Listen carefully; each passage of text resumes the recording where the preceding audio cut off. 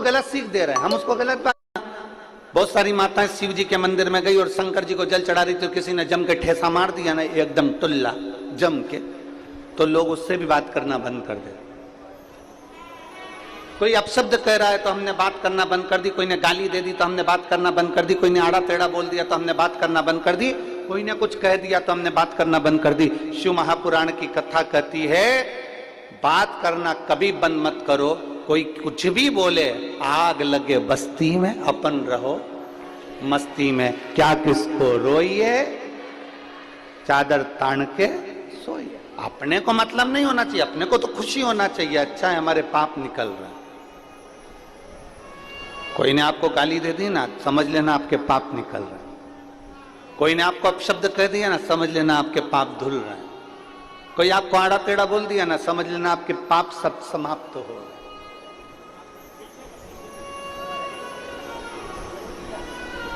हमें बातचीत बंद नहीं करना।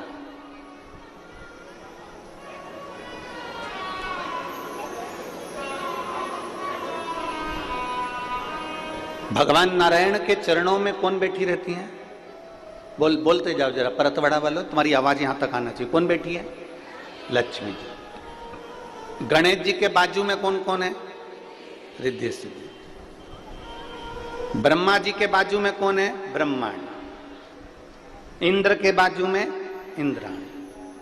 केवल एक शंकर भगवान की अर्धांगिनी माता पार्वती जी ऐसी हैं, शंकर जी के मंदिर में जाकर देखना कि दोनों आमने सामने बैठे हुए हैं, बाजू में नहीं है, आमने सामने।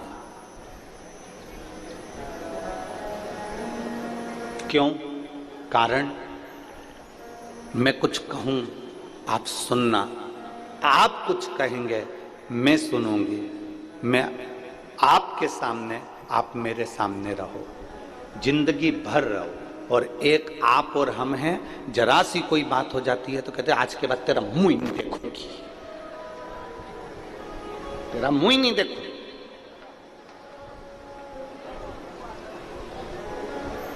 आज के बाद मेरे सामने आना मत, तेरा मुंह ना देखूं मैं। ना ना, शिव पार्वती की कथा कर रही है, कितना भी क्लेश हो जाए, कितना भी विवाद हो जाए, कितनी भी गलत बात हो जाए, तो भी अपनी बोलचाल बंद नहीं करना अपना।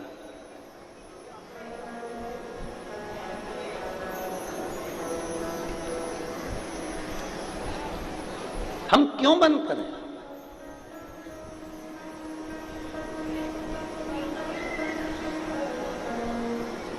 शिव जी को ज्यादा क्रोध आता था कि पार्वती जी को ज्यादा क्रोध आता था? अब दोनों का संतुलन करिए जरा। अगर आप मां भवानी का दर्शन करोगे, कालका रानी का दर्शन करोगे, काली माता का दर्शन करोगे, चामुंडा का दर्शन करोगे, तो तुम्हें लगेगा कि किसको क्रोध ज्यादा आता है? पार्वती जी को। और यदि आप भगवान शंकर का दर्शन करो, जिन्होंने अपनी जटा का बाल थोड़ा वीरभद्र को उत्पन्न करा और दक्ष प्रजापति की यज्ञ को विध्वंस कर दिया, जिन्होंने क्रोध में आकर कामदेव को भस्म कर दिया,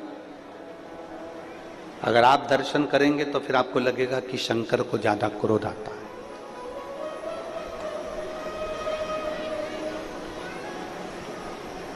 पर एक बार भी शंकर भगवान के मुख से यह नहीं निकला कि पार्वती तुझे क्रोध आता है।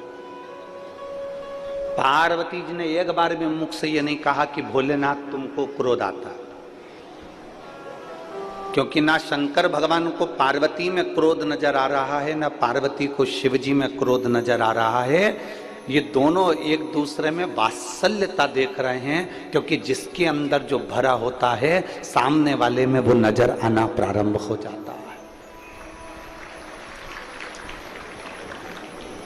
पति चिल्ला रहा है, पति अपशब्द बोल रहा है, और चिल्लाते चिल्लाते इतने में पत्नी ने दो शब्द कह दिए तो पति चिल्लाकर बोला, ये देख कितना गुस्सा कर रही है।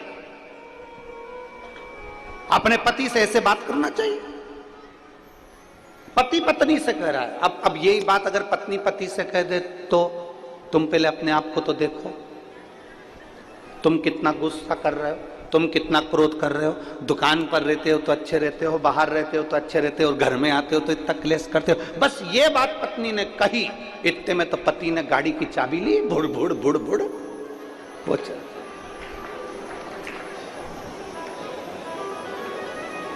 फिर गलत किसने कहा? जरा विचार करिए, बच्चा जब छोटा रहता है तो हम कहते हैं कितना नटखट है। बोलो बोलो, जम के बोलो, एक बार बोल के बताओ, बच्चा कितना नटखट है।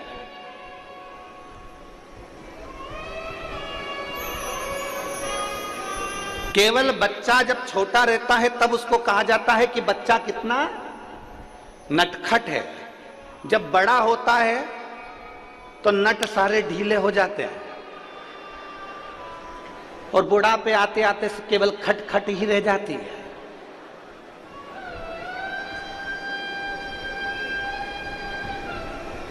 अब कोई बुढ़ापे में किसी बुढ़े व्यक्ति को 80 साल की अम्मा को कोई कह दे, अम्मा कितनी नटखट है,